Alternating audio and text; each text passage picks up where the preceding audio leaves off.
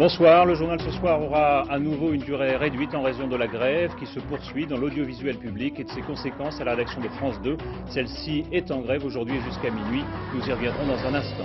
Sarajevo a encore connu des bombardements aujourd'hui et la mort d'un casque bleu français tué par une mine anti-char. Une nouvelle bombe notamment s'est abattue près du bâtiment de la télévision française, de la télévision bosniaque, mais sans faire de victimes. Pour l'essentiel, le reste de l'actualité est dominé par la grève à la SNCM et ses conséquences pour la Corse, par la mise en place du plan emploi du gouvernement et puis la suite du séminaire du Parti socialiste. Lionel Jospin et Henri Emmanuelli se sont entendus pour que l'ancien candidat à la présidentielle prenne la tête du parti en septembre. Et puis enfin, dernière image de ce journal, celle de la rencontre, ou plutôt de l'amarrage de la navette Atlantis à la station Mir. La grève dans l'audiovisuel public se poursuit aujourd'hui, c'est son 8e jour consécutif. Les négociations ont repris entre le collège des employeurs et les syndicats alors que la rédaction nationale de France 3 a voté la grève par solidarité avec les personnels techniques et administratifs et que la rédaction de France 2 a voté la grève jusqu'à minuit pour protester contre la présence d'un huissier dans l'entreprise hier ainsi que contre les conditions de diffusion du journal de 20 h d'hier soir qu'elle juge indigne. Sur la grève et ses répercussions à France 2, le reportage de Marie-Pierre Samitier et Alain Saint. Très agitée cet après-midi, l'Assemblée générale des salariés de l'audiovisuel. Les syndicats étaient divisés sur la reconduction de la grève.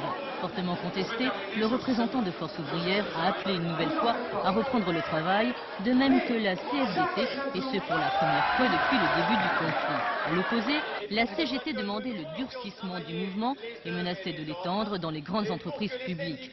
Devant les échanges verbaux, une employée de l'INA demandait à tous de se rendre au 3e étage de la maison de la radio chez le président du collège des employeurs. Est-ce que vous pensez pouvoir négocier autre chose que les jours de grève? Si on ne peut que négocier les jours de grève ce soir, je crois qu'il faut que ce soit nous qui ayons demandé là-haut au collège employeur de négocier notre plateforme. Car l'obtention d'une prime de 1400 francs et le paiement d'une partie des jours de grève étaient jugés insuffisants par certains. Or, côté employeur, on est resté aujourd'hui sur cette position. Les modalités de retenue de grève sont à discuter au niveau des entreprises. L'étalement, le choix du moment, tout cela est une cause Et les raisons qui font qu'on est en grève, monsieur Isard, voilà. Et les raisons qui font qu'on est en grève, c'est négocier quand? La négociation est terminée, madame. Pas pour nous. Or, ce soir, 3 syndicats s'apprêtent à appeler à la reprise du travail. Or, à la rédaction de France 2, le mouvement s'est durci aujourd'hui. Au cours d'une assemblée générale, l'ensemble des journalistes a appelé à la grève afin de contester la présence hier soir d'un huissier dans les couloirs des lieux de fabrication du journal. Un huissier commis par la direction de la chaîne et dont la présence a choqué tous les journalistes. Je crois que ce qui est important de dire, c'est que cette rédaction a une conscience et que les journalistes ne peuvent pas travailler sous contrôle d'un huissier. C'est ce qui s'est passé hier, c'est du moins le sentiment qu'ils ont eu avec la présence d'un huissier dans les couloirs de la rédaction, avec un journal qui s'est fait au forceps. En conséquence, les journalistes se sont réunis ce matin pour décider de voter une journée de grève sur ce principe. Jean-Luc Manot, directeur de l'information, reconnaissait de son côté ce soir à propos de cet huissier qu'il s'agissait, je cite, d'un dérapage regrettable, un incident qui ce soir suscite encore une vive émotion. Je vous rappelle que ce journal est bien sûr réalisé par du personnel non gréviste et qu'il aura donc pour cette raison une durée plus courte que d'habitude. Nous ne traiterons que l'essentiel de l'actualité. En revanche, il sera suivi de la rediffusion exceptionnelle du magazine particulièrement fouillé de Jacques Cotta et Pascal Martin sur la secte du Mandarum, un magazine réalisé à l'époque pour Envoyé spécial et que nous rediffusons alors que le gourou de la secte est en ce moment en détention provisoire accusé de viol par l'une de ses anciennes adeptes. L'essentiel de l'actualité, c'est donc à nouveau ce soir Sarajevo avec la mort d'un casque bleu français tué ce matin par l'explosion d'une mine anti-char. 2 de ses camarades ont été légèrement blessés. C'est le 41e casque bleu français tué dans l'ex-Yougoslavie depuis le début de ce conflit. Et ce alors que la capitale bosniaque a de nouveau été bombardée aujourd'hui. Une nouvelle bombe de 250 kg est tombée près de la télévision bosniaque où se trouvaient nos envoyés spéciaux Gilles Rabin, Roger Motte et Jean-Paul Fauré. Il faut beaucoup de courage, beaucoup de désespoir pour tenir une conférence de rédaction au lendemain d'un bombardement sanglant qui a fait 1 mort, 33 blessés dont 4 graves et qui a dévasté le bâtiment et les installations de la télévision bosniaque. Les visages sont tendus, Mais la peur de chacun n'empêche pas la détermination de tous. Au menu du journal de ce soir, les combats bien sûr et le grignotage par les Bosniaques des positions serbes, mais aussi quelques nouvelles pratiques vitales dans une ville assiégée, affamée et bombardée depuis 39 mois. 12h30, la conférence de rédaction n'est pas encore terminée.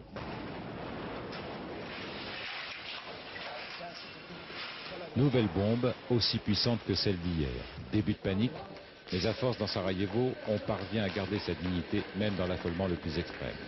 39 mois de siège en Europe à l'aube de l'an 2000. La volonté de cette rédaction bosniaque de faire son travail chaque jour, quoi qu'il en coûte, est exemplaire de l'esprit de résistance désespéré qui règne ici. La bombe est tombée dans l'avenue, sans tuer cette fois-ci. Dans son nouveau plan pour la Bosnie, l'Europe des 15 fait de la levée négociée du siège de Sarajevo un préalable à toute chose. Ici, les espoirs de négociation des 15 paraissent si éloignés de la réalité quotidienne. Crise politique à Moscou où 6 ministres et hauts responsables ont présenté leur démission. Parmi eux, Pavel Grachev, le ministre de la Défense. Ces démissions interviennent pour sanctionner, entre guillemets, le fiasco de la prise d'otage de Boudenovsk, au cours de laquelle des Tchétchènes avaient pris en otage plusieurs centaines de Russes. Ces démissions pourraient aussi signifier un changement d'attitude du président Eltsine à propos de la guerre en Tchétchénie. À Séoul, l'effondrement d'un grand magasin de 5 étages a fait au moins 24 morts et 700 blessés et environ 300 disparus. Valérie Fourniou. Il est resté là bloqué pendant des heures à chercher comment sortir de cet ascenseur jusqu'à ce que les pompiers puissent le dégager. Un sauvetage acrobatique. Le temps est compté, l'ascenseur repose sur la dernière façade encore debout. Le magasin n'existe plus. Il a tout simplement disparu, raconte un témoin. Il était 10h30 ce matin, le grand magasin Sampong, situé au cœur de Séoul, était bondé. Subitement, une déflagration et c'est tout le bâtiment qui s'effondre. Arrivés très vite sur les lieux, les sauveteurs ont découvert 24 morts sous les décombres. Plus de 300 personnes y seraient encore bloquées. Première piste des enquêteurs, une canalisation de gaz défectueuse. Déjà le 28 avril dernier, une explosion aussi violente due au gaz avait fait 101 morts et plus de 120 blessés. Si cette hypothèse se confirme, ce serait la 3e explosion due au gaz en moins de 6 mois dans la capitale coréenne, une véritable série noire. La France exige un délai supplémentaire de 6 mois avant la mise en place des accords de Schengen, autrement dit avant la libre circulation des personnes dans l'espace Schengen constitué, vous le savez, par l'Allemagne, le Benelux, l'Espagne, le Portugal et la France. L'Allemagne et les Pays-Bas se sont dit hostiles à ce délai supplémentaire, mais Paris a fait jouer une clause de sauvegarde qui lui permettrait de différer l'accord. Et puis Air Algérie a annulé ses vols sur Paris aujourd'hui pour protester contre la décision de transférer les activités de la compagnie algérienne d'Orly à Roissy. Les négociations ont repris à Marseille entre la direction de la SNCM et les grévistes. Elles avaient été suspendues après que l'un des cars ferry de la compagnie, le Napoléon, avait été bloqué à Propriano en Corse par des professionnels du tourisme mécontents de la grève. Yannick Aroussi et Gérard Gallian. À bord du Daniel Casanova, pas de passagers mais énormément de marins réunis en assemblée générale. Ils sont d'abord ici pour prendre des nouvelles de leurs collègues retenus sur le Napoléon à Propriano par des socioprofessionnels corses armés. Ils sont ensuite informés de l'évolution lente des négociations avec la direction. Ces revendications, je le rappelle, elles ne sont pas farfelues. Nous faisons une priorité de l'emploi et ensuite des conditions de travail. Et les passagers dans tout ça? Eh bien, les passagers, c'est de la responsabilité de la direction et des pouvoirs publics. Ils n'ont qu'à régler. Les négociations se poursuivent en ce moment entre direction CGT, CFDT et STC. Elles portent essentiellement sur le maintien des emplois et la revalorisation des salaires. Dans les locaux de la SNCM, les passagers déçus se pressent pour se faire rembourser leurs billets et envisager des solutions de secours par les cargos de la CMN au départ de Marseille ou par les ferries italiens. On est parti hier matin et puis on est fatigué, voilà, puis il y a des frais supplémentaires. Cette grève arrive à un bien mauvais moment pour la SNCM qui prévoyait 8000 passagers pour la Corse dimanche prochain. Au-delà des millions de francs que nous perdons, et il y aura par derrière l'image de marque de notre entreprise qui est gravement atteinte. Hormis le Napoléon, tous les bateaux de la compagnie sont à quai sur le continent. Des préavis de grève sont déposés jusqu'au 5 juillet, mais les négociations qui se poursuivent ce soir déboucheront peut-être sur des propositions concrètes. Les marins se réuniront demain matin en assemblée générale. Jean Gandois, le président du CNPF, se dit préoccupé par l'annonce de plans sociaux dans certaines grandes entreprises, des annonces qu'il juge inopportunes. Alain Juppé lui a répondu indirectement en disant qu'il se montrerait plus vigilant sur ce genre de plans. M. Juppé, qui doit réunir un comité interministériel sur l'emploi le 10 juillet, a confirmé que la baisse du chômage serait de l'ordre de 15 000 demandeurs d'emploi de moins en mai. Le Premier ministre était aujourd'hui devant des chefs d'entreprise à Lyon, en présence de Raymond Barre. Il a expliqué son plan emploi et a appelé chaque chef d'entreprise à la mobilisation. Et puis à propos d'Air France, qui a réduit ses pertes de moitié ces 15 derniers mois, M. Juppé a confirmé le versement de 5 milliards de francs en dotation en capital. Enfin, à propos d'Air Inter, sachez simplement que la compagnie devrait bientôt changer de nom, mais celui-ci n'est pas encore connu. Le séminaire du Parti socialiste à Marne-la-Vallée, suite et fin. Lionel Jospin et Henri Emmanuelli se sont mis d'accord. L'ancien candidat à la présidentielle prendra la direction du PS en septembre. D'ici là, Henri Emmanuelli reste aux manettes. Guylaine Chenu et Bruno Giraudon. À l'ombre et côte à côte, l'ex et le futur patron des socialistes. Tableau bucolique d'un passage de relais, à l'image du consensus qui a régné ici pendant 2 jours. D'ordinaire, les révolutions de palais qui secouaient une fois dans le parti étaient moins civilisées. Cette fois, le contexte est différent. Lionel Jospin, fort de ses 47% à l'élection présidentielle, est devenu presque naturellement le chef de la rénovation et donc du parti. Effectivement, je pourrais assumer le leadership du Parti socialiste. Donc, ça n'est pas aujourd'hui, c'est aujourd'hui que cette démarche s'engage. Ce n'est pas aujourd'hui que je le suis. Je ne le saurais quand nos adhérents l'auront décidé, même si c'est de cette façon consensuelle qu'on avance dans cette direction. C'est ce matin que tout s'est dénoué. Derrière cette porte, une soixantaine de dirigeants socialistes réunis en conclave depuis hier. À 11h45, champagne. Raté, c'est pour le séminaire d'à côté. Mais c'est peut-être un signe, car Henri Emmanuelli vient d'accepter de garder les clés du parti jusqu'à l'automne, et plus question de direction à 2 têtes. J'estimais en conscience que, dans l'intérêt des socialistes en particulier et de la gauche en général, il fallait que Lionel Jospin puisse faire bénéficier de la gauche de l'élan des présidentielles. Il n'y aura donc qu'un chef et qu'un seul fauteuil, dans lequel Lionel Jospin s'installera à la rentrée. D'ici une dizaine de jours, des commissions vont plancher sur cette fameuse rénovation. Ensuite, la parole sera aux militants. On se fait une cabane dans les bois.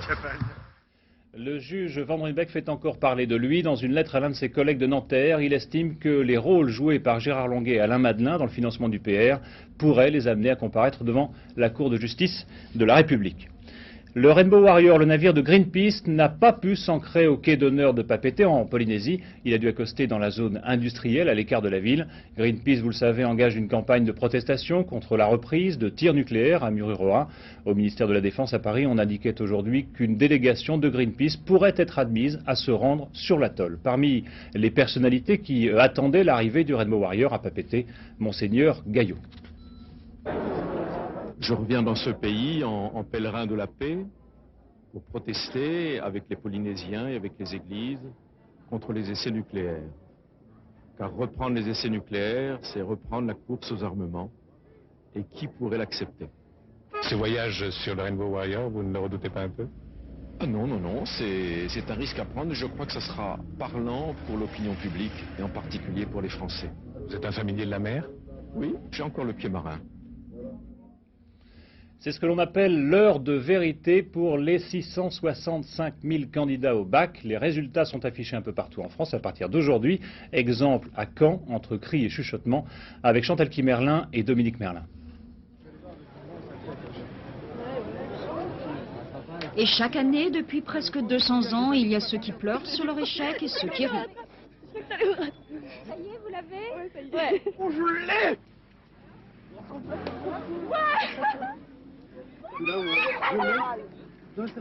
Ceux qui savent que faire demain, après le couronnement de leurs études secondaires. Là, c'est bon, c'est les vacances, là. Ça fait du bien à la propre. Et ceux qui doivent encore travailler pour le rattrapage. Pourquoi? La tension est telle que, quand on voit son nom au rattrapage, on n'arrive pas à y croire. Tout ça pour le bac qui dit bien ce qu'il est en 95, seulement le tremplin pour passer à d'autres études avant de trouver un métier. Avec le bac, on fait rien, mais sans le bac, on peut aller nulle part non plus, donc il faut absolument l'avoir, c'est important. Et on a le bac pour faire quoi? Pour on sait pas, mais on l'a, quoi. C'est ce qui compte. Et c'est le passeport pour l'université, pour l'avenir. Ici, dans cette académie normande, les premiers résultats semblent exprimer la continuité. Pas plus de réussite que l'année dernière. Environ 20% de collés, un fort pourcentage d'euros de rattrapage. Le bac n'est pas donné, ce qui signifie certainement qu'il est encore un examen de qualité. La rencontre a bien eu lieu à l'heure dite entre la navette américaine Atlantis et la station russe Mir. Vous allez voir les images. Rencontre du troisième type entre deux monstres de 100 tonnes chacun, guidés au millimètre pour s'amarrer sans accroc. Là, on voit donc la navette américaine. 10 membres d'équipage, 4 Russes, 6 Américains se trouvent ensemble dans l'espace pour la première fois. Et pour la première fois depuis 20 ans, ils ont pu refaire le geste célèbre, la fameuse poignée de main des équipages d'Apollo et de Soyouz, c'était en 1975. Et puis, si vous voulez entrevoir, voici la poignée de main, si vous voulez entrevoir ce duo au-dessus de vos têtes, eh bien sachez que ça devrait être possible entre 22h42 et 22h49, surtout si vous habitez à Paris ou à Toulouse. Il vous suffira de regarder en l'air, bien sûr, et en direction de l'ouest ou du sud.